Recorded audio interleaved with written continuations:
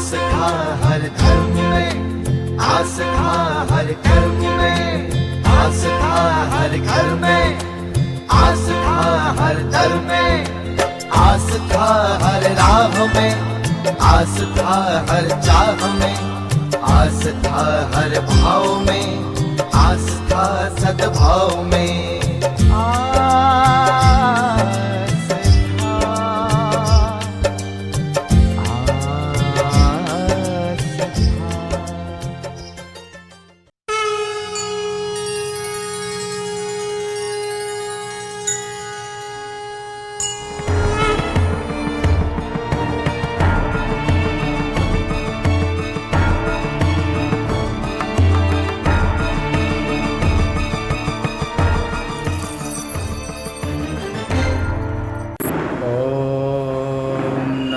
शिवाय।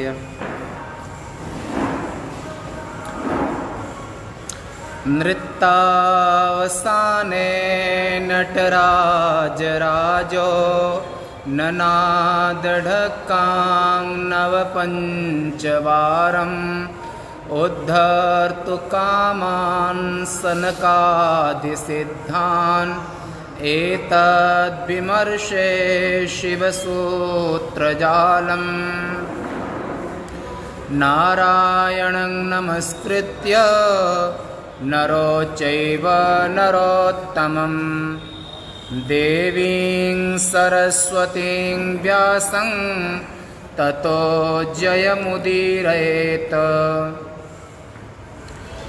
ओम नमः शिवाय शिव नमः शिवाय।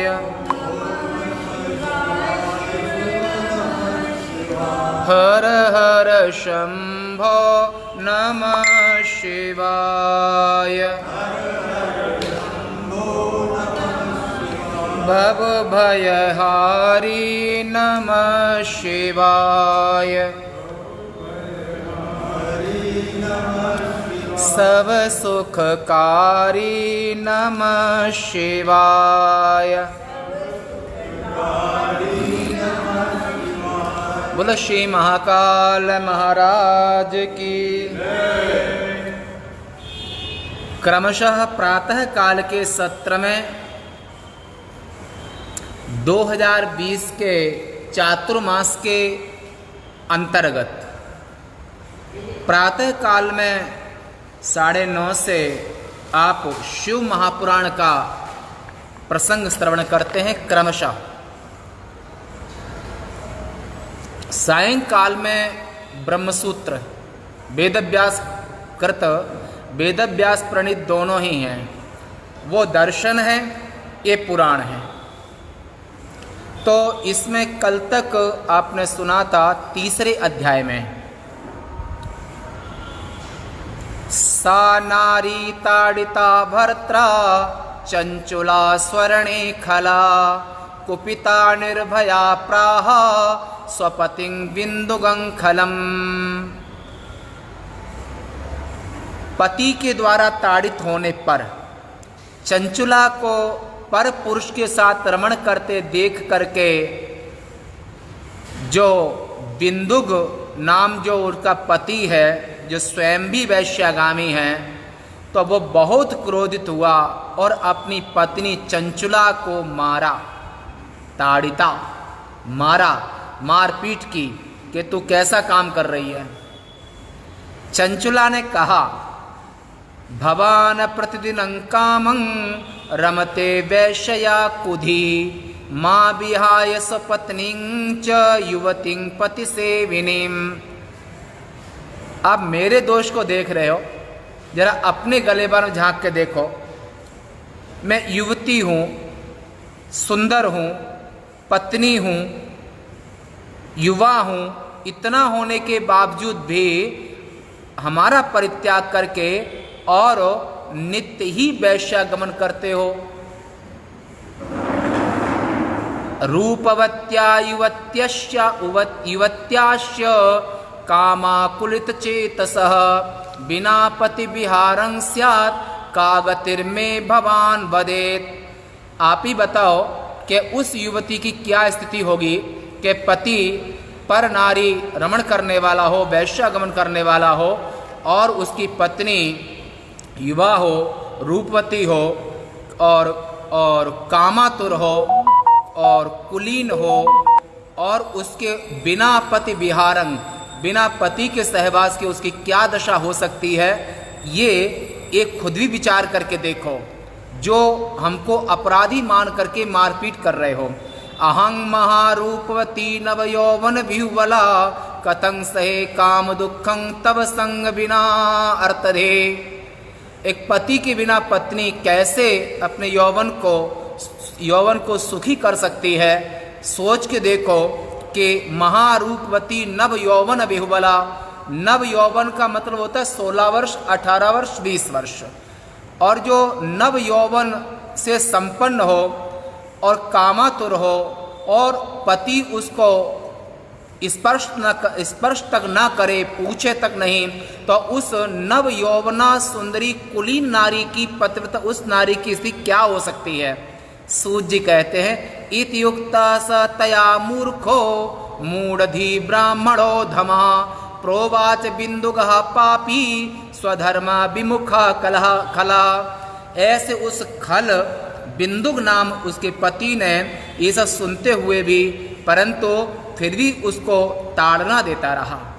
तब बिंदुक ने अपनी पत्नी चंचुला से कहा, सत्य में तत्वया युक्तं काम व्याकुल चेतसा हितं वक्ष्यामि तस्मात्ते शृणु कांते भयं त्यज। कांता माने पत्नी, धर्म पत्नी। अब तुमको जो मैं कहता हूँ उसके तुम ध्यान पूर्वक सुनो। और ऐसा बिंदुक ने अपने पत्नी की अंदर की पीड़ा को समझ करके, जान करके और अपनी गलती का एहसास किया। उस गलती को एहसास करके उसने कहा कि भय छोड़ करके अब हम तुमको नहीं मारेंगे, ना डांटेंगे। भय छोड़ करके जो मैं कह रहा हूँ उस बात को श्रवण करो। जारे विहर नित्यं त्वं चेतसा निर्भये नव धनमाकर्षतेभ्यो ही दत्वा तेभ्य परांगतिम। तुम पर पुरुषों के साथ जो रमण करती हो वो करती रहो, हम तुम्हें कभी नहीं रोकेंगे, परंतु उनसे जो पैसा लेकर के वो पैसा तुम हमको दिया करो। ऐसी शर्त रख दी। बिंदुक नाम ब्राह्मण ने अपनी पत्नी से ऐसी शर्त रख दी। ये वेद व्यास लिख रहे 5000 वर्ष पहले इतिहास लिखा गया, ऐसा नहीं। सृष्टि जो आज आप देख रहे हैं ऐसी सृष्टि यथा पूर्व कल्पयत, पहले कल्प में भी जब कलयुग आया था तब भी सेम स्थिति थी, पहले के युगों में भी स्थिति थी।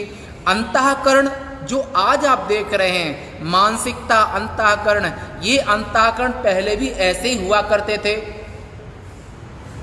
मुर्दा वही है, कफन बदला है। मुर्दा वही है, कफन बदला है। माने जो संसारी जो अंतःकरण है वो पहले कल्प में, पहले युगों में जैसे थे रावण आदि काल में, वो अंतःकरण रूपी अंतःकरण तो वही है संसारी। मुर्दा अंतःकरण यानी कि काम क्रोध परायणा ईहंते काम भोगार्थम अन्याये नार्थ संचयन, गीता के 16वें अध्याय में। ऐसे लोग जीते हुए भी मरे के समान होते हैं।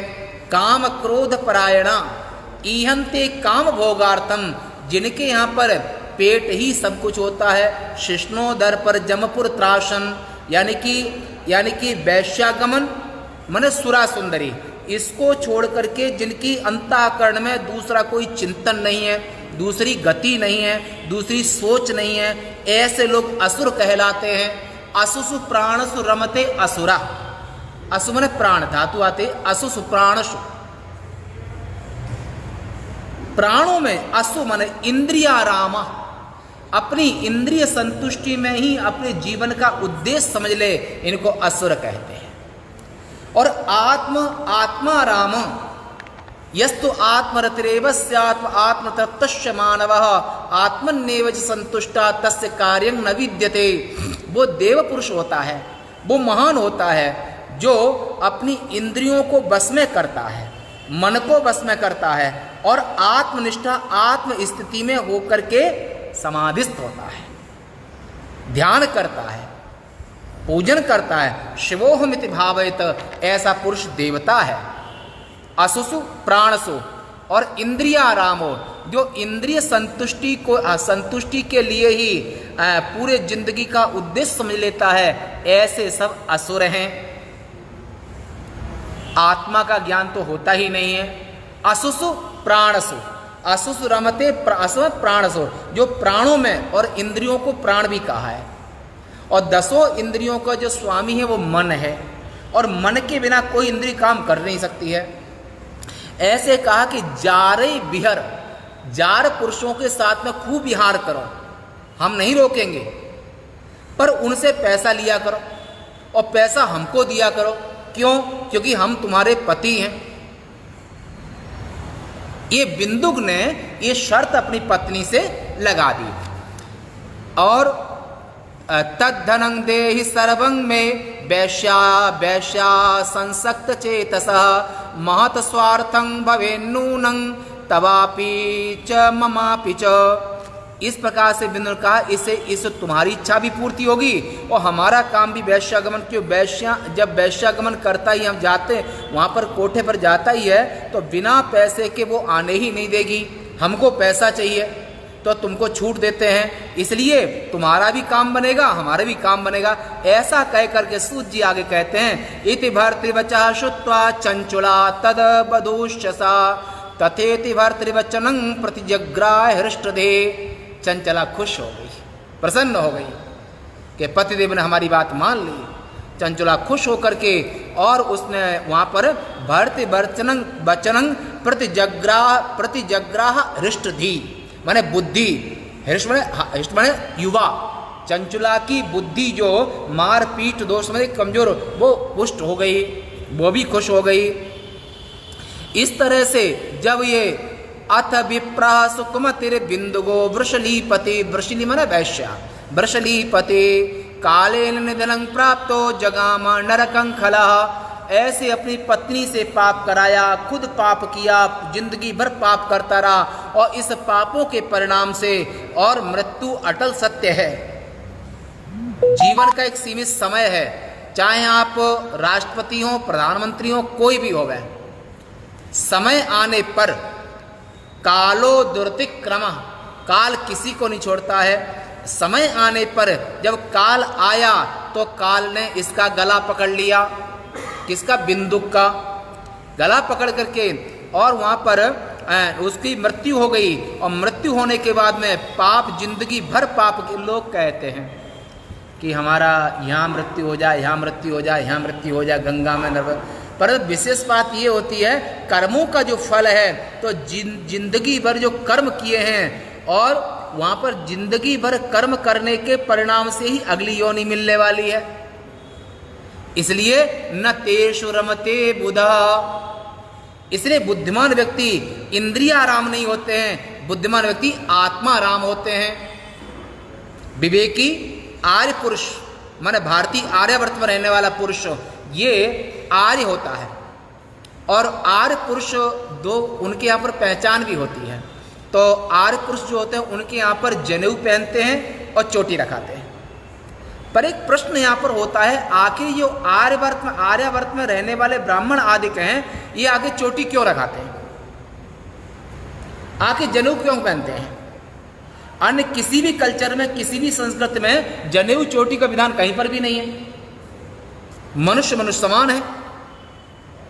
तो आखिर ये आर्यावर्त में रहने वाले लोग जनेऊ और चोटी क्यों करते हैं, क्यों रखते हैं? आपको मालूम है कि हम बोलें? अगर मालूम हो तो हम यहीं भी छोड़कर आगे बढ़ जाएं, अगर नहीं मालूम हो तो हम सब प्रमाण आपको वो बताएं हैं? नहीं आए तो देखो, चोटी और जनेऊ ये दुजाति वर्ग, ब्राह्मण, क्षत्रिय, वैश्य, शूद्र, चोटी हिंदू माने आर्यावर्त में रहने वाला, भारत देश में रहने वाला, और शूद्र भी, शूद्र को भी जनेऊ रखना, वो चोटी रखना चाहिए। जनेऊ की जगह पर वो चोटी रख लेता है। तो चारों वर्णों में चोटी रखने का विधान है। पर आखिर ये जो भारतवर्ष में रहने वाले, आर्यावर्त में रहने वाले, आखिर घरों में देखा होगा, छोटी बेटियां बहुएं होती हैं, जब लड़कियां बाहर जाने लगती हैं तो उनकी माँ दादी क्या कहती हैं? अरे तुम वो चोटी बांध के घर से बाहर निकलो, कहती कि नहीं कहती है? चोटी और जो लड़कियां चोटी बांध के घर से बाहर निकलती हैं उनको चुड़ैल न पकड़े। जब तक चोटी बंधी रहेगी तो ऐसे पास में आप वहां भी जाओगे तो आपको चुड़ैल आपके शरीर में प्रवेश नहीं करेगी। चुड़ैल चाहे बहू हो या बेटी हो, तो एक पुरुषों में भी। तो चोटी का अर्थ है शिखा ज्ञानमयी यस्य। आर्यावर्त में रहने वाले जो मनुष्य हैं, आर्यावर्त में रहने वाले जो लोग हैं, उनको आप दूर से पहचान सकते हो कि शिखा ज्ञानमयी यस्य उपवीतम च तन्मयम। उपवीत माने जड़ेऊ। उपवीतम च तन्मयम ब्रह्मण्यं सकलं तस्य। स्मृति वाक्य है ये, श्रुति वाक्य स्मृति वाक्य ना। तो ऋषि कहते हैं कि जो चोटी है, चोटी प्रतीक है कि वो आत्माराम है, इंद्रिय आराम नहीं। उस सिद्धांत, चोटी उस सिद्धांत को बता रही है कि धर्माभिरुद्ध भूतेषु कामोस्मि भरतर्षभ। हे अर्जुन, जो धर्म के अविरुद्ध इंद्रिय भोग करना वो पाप नहीं देता है। जिस शारीरं केवलं कर्म न कुर्वन् आपनोति किल विषम। शरीर की आवश्यकता भर खाना पीना कपड़ा छत मकान दुकान, अगर भरण पोष शरीर के लिए आप संग्रह करते हैं तो वो कभी पाप नहीं देगा। और उससे ज़्यादा अगर करते हैं तो बात अलग है। तो ऐसे शारीरं केवलं कर्म, शरीर की आवश्यकता भर जो धन आदि का संग्रह करता है तो उसे कोई पाप नहीं लगता है, भगवद गीता में। और इसी तरह से यहाँ पर भी जो, क्योंकि संसार कभी बिना संसार कभी भी क्योंकि संसार का कारण है काम, तो जो धर्म के अविरुद्ध अपने अपनी पत्नी के साथ में सहगमन करना वो पुण्य कारक होता है और वहाँ पर कोई पाप नहीं लगता है। जैसे आपने पहले सुना था, एक नारी सदा ब्रह्मचारी, एक पति महासती। एक नारी का सेवन करने वाला पुरुष वो बैकुंठ का अधिकारी होता है, एक पति का सेवन करने वाली स्त्री सती कहलाती है। ये आर्य संस्कृति है एक निष्ठा से। और ऐसे ही शिखा ज्ञानमयी ऐसे, क्योंकि वो धर्म के अविरुद्ध जो काम का सेवन है वो मोक्ष देने वाला होता है। धर्मा विरुद्ध भूतेषु, भूतों में जो काम नेचुरल स्वाभाविक है काम पैदा होना, और भूख प्यास खाना पीना नेचुरल है, सामान्य है। और स्त्री का पुरुष के प्रति, पुरुष का स्त्री के प्रति आकर्षण नेचुरल है। ये स्वाभाविक प्राकृत धर्म है कि दोनों मिलाकर के एक होते हैं। तो एक होने पर ही वहाँ पर स्वाभाविक है, पर निष्ठा से करते हैं, ज्ञान से करते हैं और आत्मा राम होके करते हैं, तो वहाँ पर जनक आदिक राम जनक अश्वपति एक से एक राजा महाराजा, तो उनके यहाँ पर राजा होने के बावजूद भी अपने धर्म का परित्याग नहीं किया। उनका नाम स्मरण करने से यमदूत नहीं आएंगे। ये आर्य संस्कृति है कि एक पति महासती, एक नारी सदा ब्रह्मचारी।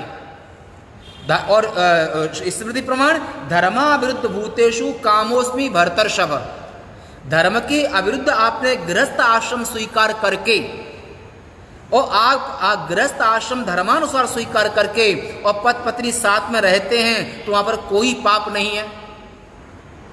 धर्म के अविरुद्ध काम का सेवन पुण्य को देने वाला है, और धर्म के विरुद्ध, जैसे ये यहाँ पर जो कथा है चंचुला और बिंदु की, ये कथा ये पाप को देने वाली है। ये स्वेच्छाचारियों कथा है।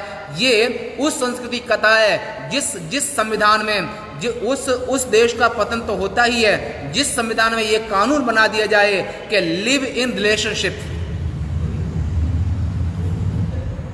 रसा रसा तल जई है तवहीं।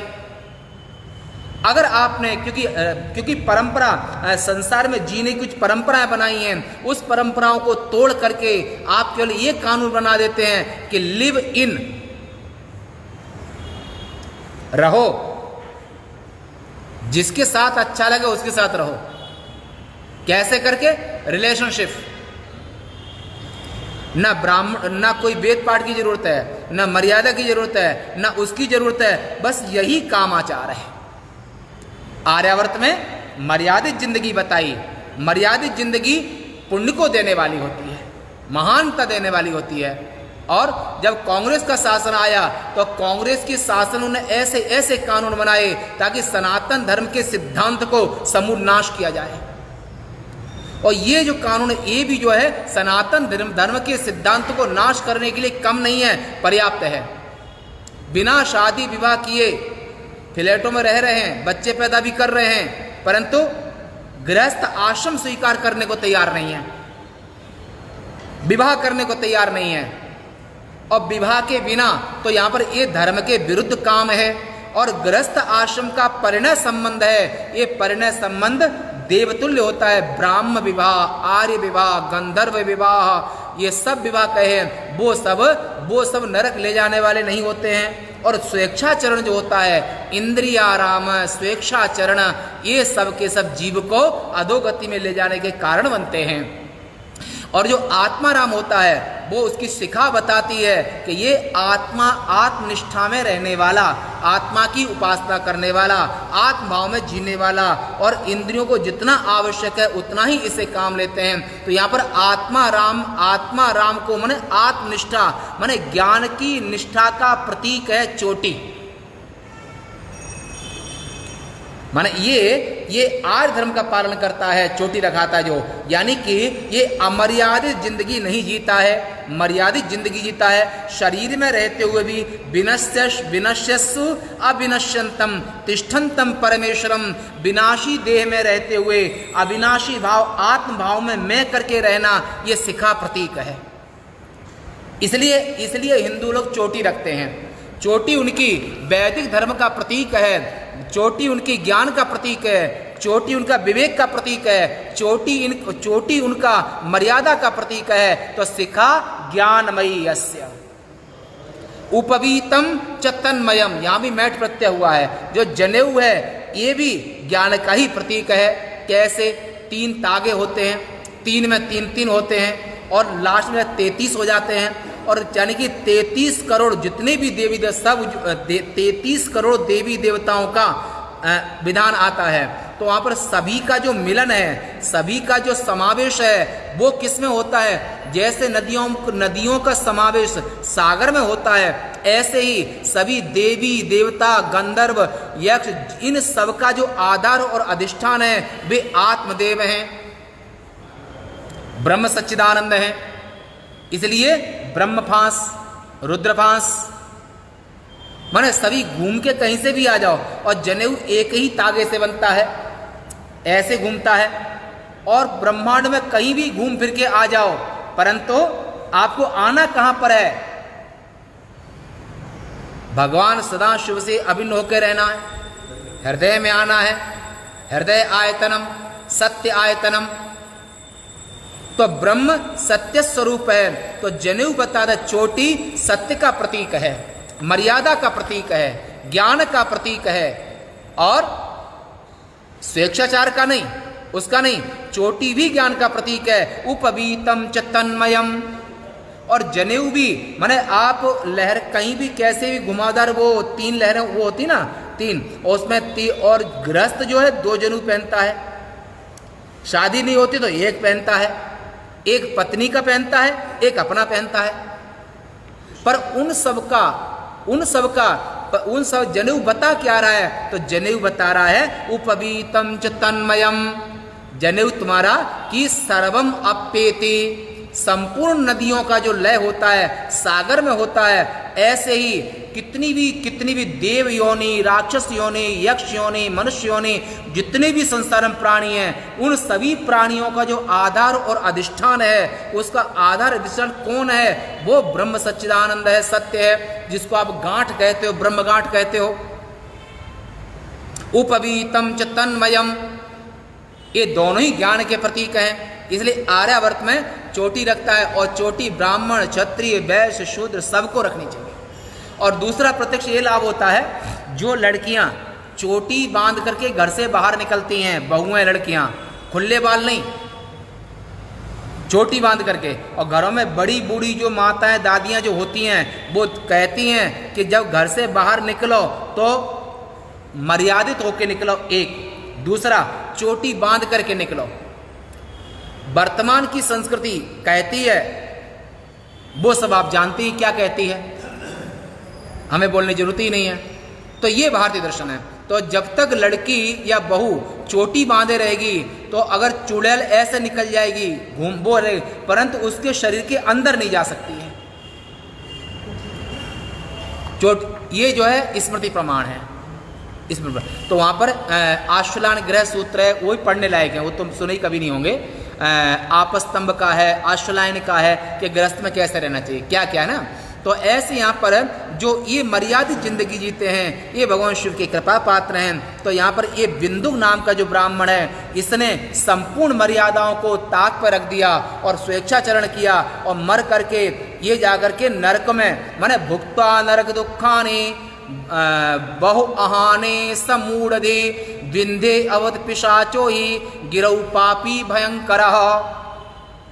और ऐसे जो बिंदुनाथ जो ब्राह्मण है, वो मर्यादा का उल्लंघन करके स्वेच्छाचरण जिंदगी जी, और मरने के बाद में यमदूत उसको नरक लेके गए, और नरक में बहुत काल तक विविध पीड़ाओं को सह करके, और नारकी शरीर को प्राप्त करके, यम यात्रा शरीर को प्राप्त करके, और बहुत समय के बाद में वो विंध्य पर्वत, जिसको आप सुनाया था हमने आपने, नर्मदा का उत्तर तट विंध्याचल, जो मिर्जापुर से लेकर के और भरूच तक, और नर्मदा का दक्षिण तट यानी कि सतपुड़ा, और 100 योजन प्रमाण है नर्मदा की धारा, 100 योजन माने 1200 किलोमीटर लगभग। तो ऐसे नर्मदा जी विंध्य और सतपुड़ा दोनों के बीच से बहती हैं।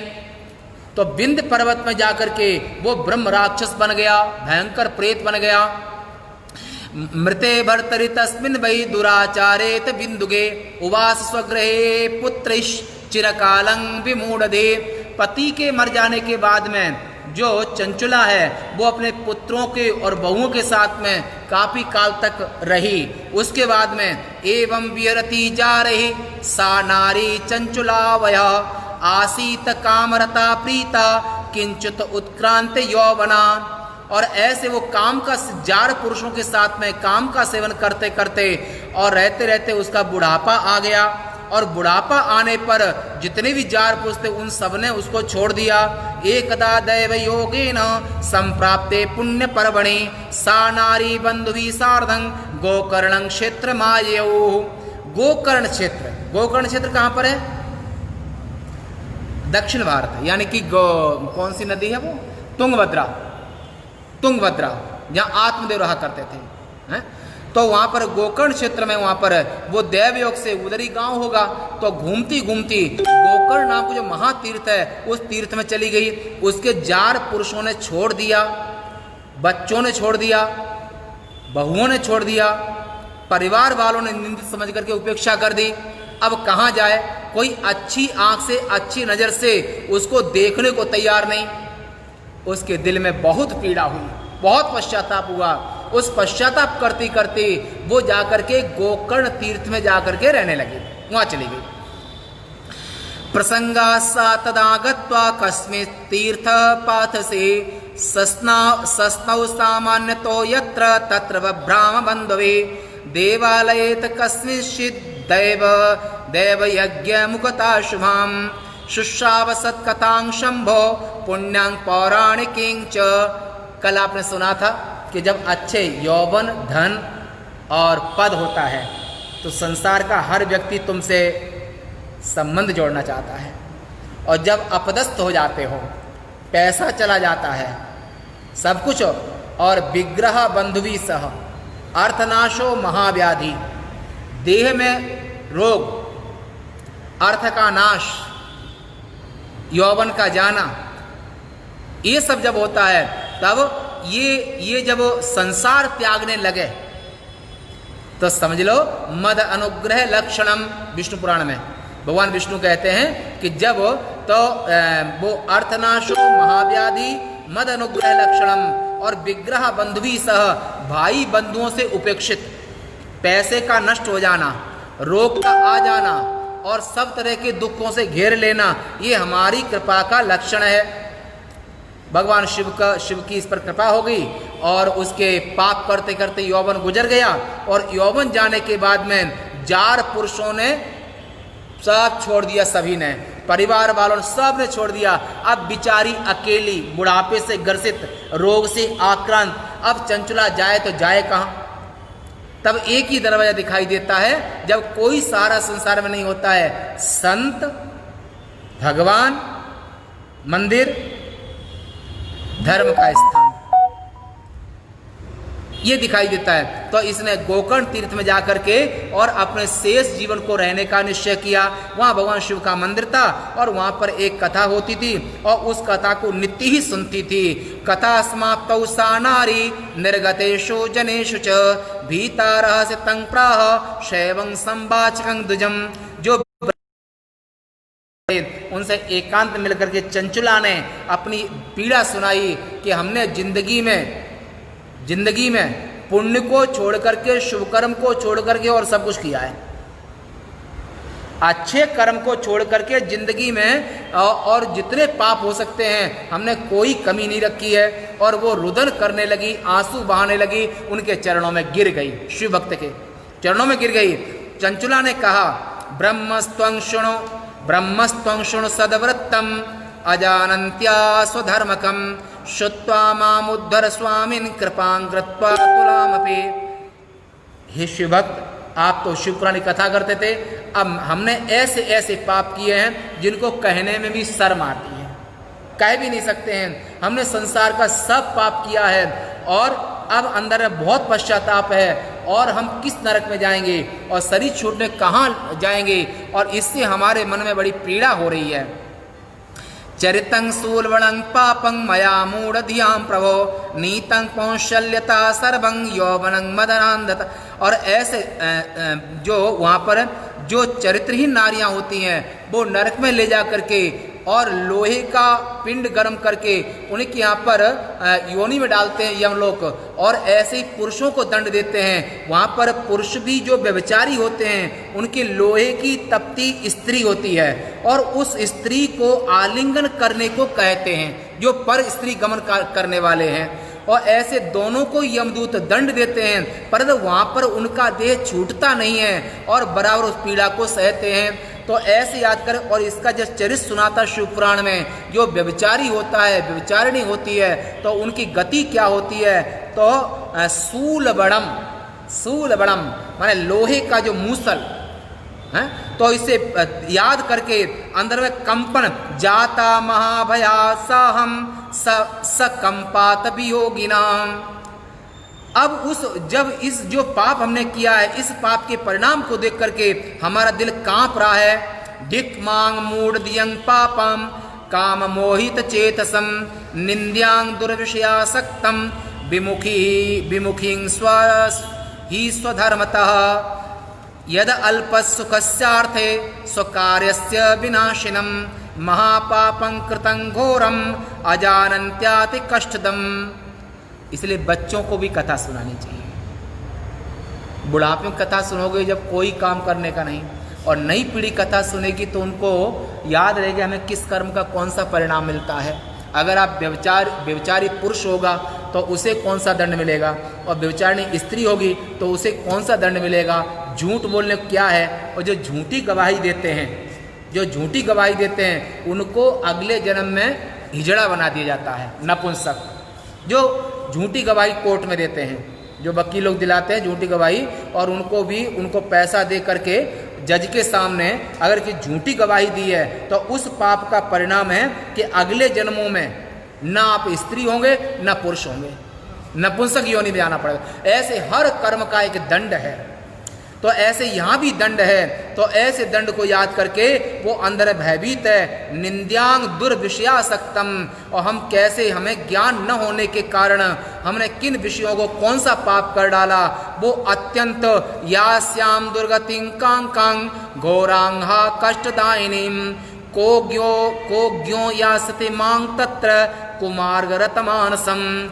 मैं किस नरक को जाऊंगी, किस लोक को जाऊंगी और मेरी क्या क्या गति होगी। हम थोड़े विषय सुख को प्राप्त करने के लिए कितना बड़ा पाप कर लिया, महान कष्ट को चिंता करते करते, और वो उन ब्राह्मण देवता के चरणों में पड़ गई। या और मरणे यमदूतास्तान कथं दृक्षे भयंकरान कथं पाशद बलात् कंठे वध्यमाना धृतिं लभे। जब यमदूत उन पापों के परिणाम से जब यमदूत हमारे गले में फांसी डाल करके और नरक में लेके जाएंगे तो उस समय पर हमको किस किस वेदना को किस किस पीड़ा को सहना पड़ेगा। और इस कल्पना करके, ऐसी कल्पना करके, जैसे एक घटना घटी थी ना दिल्ली में, कौन सी, क्या नाम था उस लड़की का, क्या ना, दिव्या, निर्भया कांड। निर्भया कांड तो मानवीय सीमा की परा, और वहाँ तो यमदूत उस पाप का परिणाम ही भुगा रहे हैं और उस पाप के परिणाम भुगाने में उनका शरीर नहीं छूटता है, असहनीय पीड़ा होती है। ऐसा चिंतन करके और यमदूतों का चिंतन करके ये हमको लेके जाएंगे। और कथं सहिष्ये नरकं खंडशो देह कृंतनम यातनां तत्र महतीं दुखदां च विशेषतः। ऐसी यातना को याद करके वो अपने में बहुत पीड़ा का एहसास कर रही है और उसका मन रोने लगा, पश्चाताप होने लगा। और उस समय पर क्योंकि देखो 84 लाख योनियां हैं, 84 लाख योनियों में पुण्य और पाप जो लगता है वो केवल मनुष्य योनि को लगता है। 83,99,999 योनियों में पुण्य पाप नहीं, शेर, चीता, भालू, बंदर शिकार करते हैं, उन्हें पाप न लगे। तो मनुष्य जीवन में ये भी कभी इंसान थे, जब ये मनुष्य थे तो मनुष्य योनि में मर्यादा धर्म का पालन नहीं किया तो आज इतनी योनि में जाना पड़ा है। पेड़ पौधे पशु पक्षी जितनी योनि में जाता है ये भी कई मनुष्य था, क्योंकि पुण्य और पाप का फल केवल मनुष्य योनि में होता है, अन्य योनि में नहीं, देव योनि में भी नहीं। देव योनि में अगर पाप किया है तो उसका अभिशाप भोगना पड़ेगा।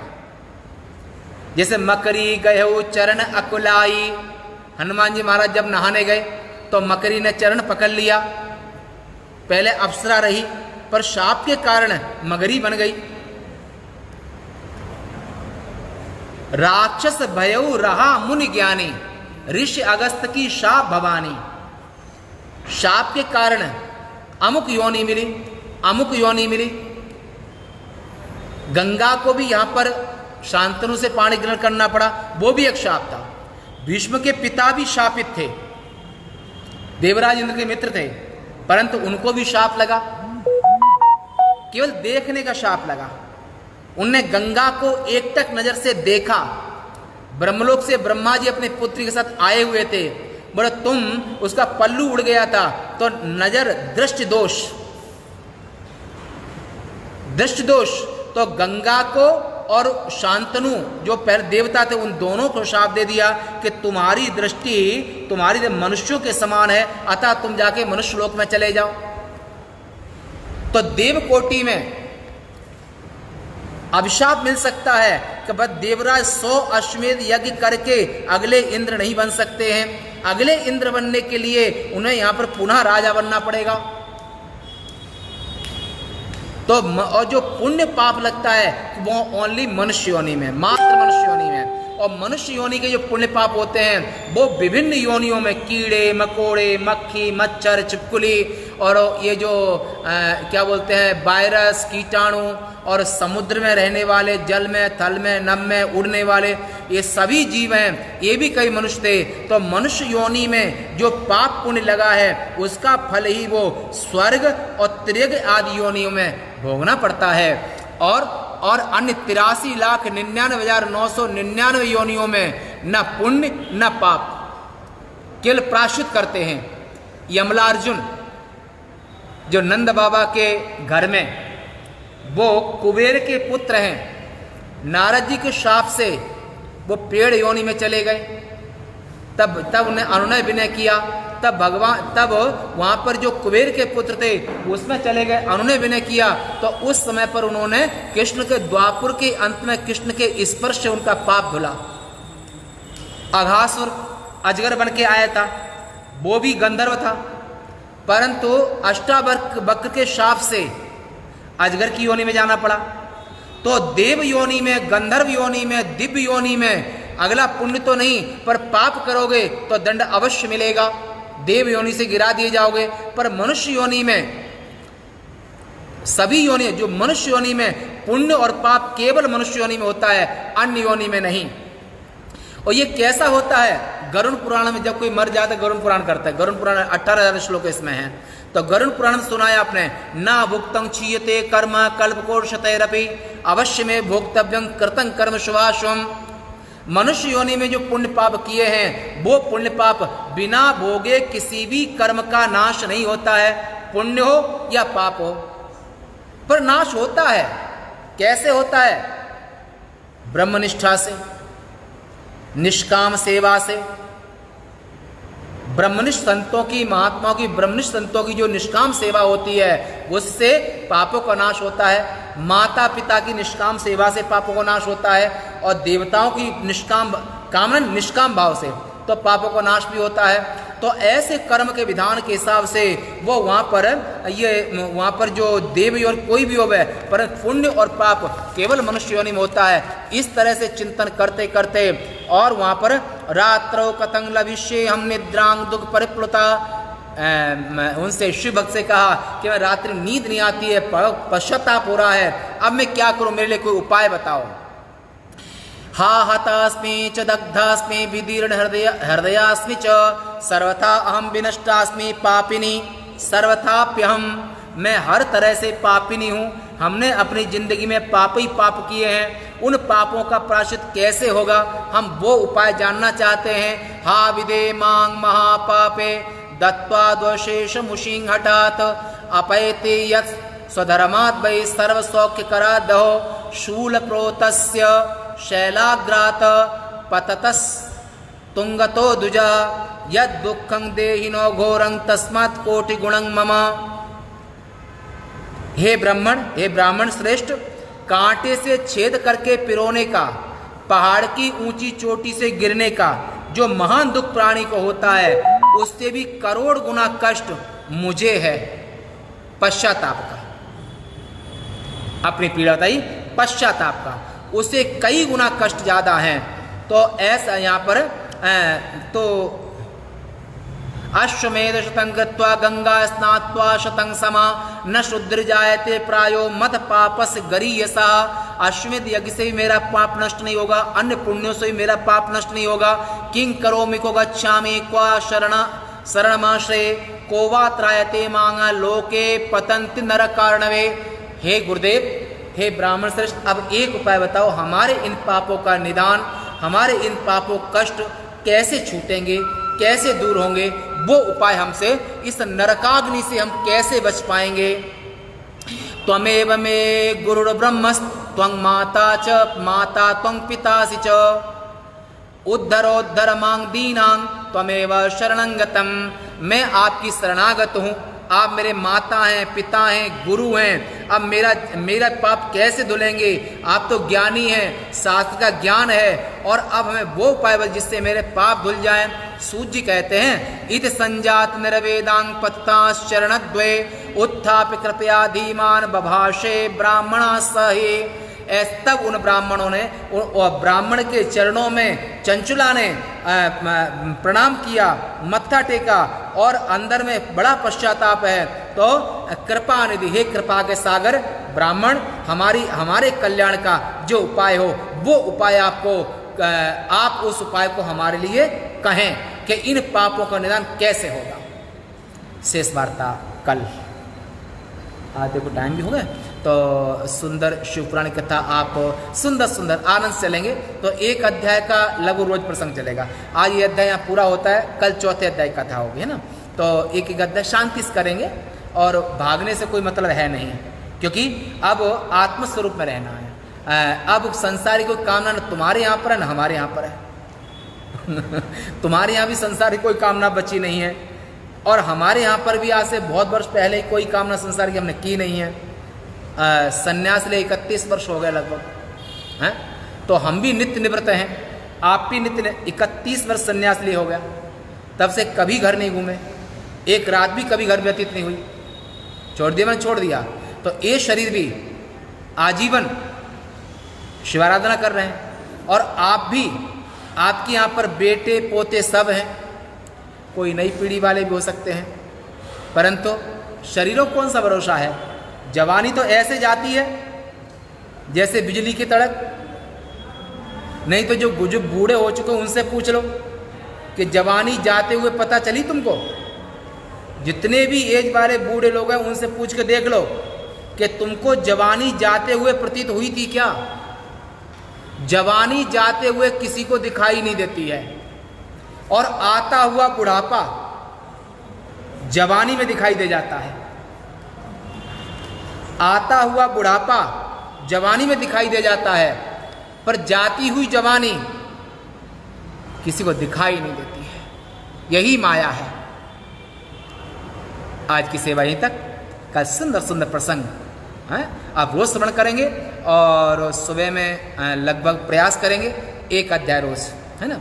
आनंद से चलेंगे। और ये शिव महापुराण में 24,600 श्लोक से ऊपर श्लोक हैं, और भागवत महापुराण में 18, उससे काफ़ी ज़्यादा हैं, बड़ा है पर बड़े आनंद है। बहुत सुंदर मीमांसा है, आपका दिल गदगद हो जाएगा।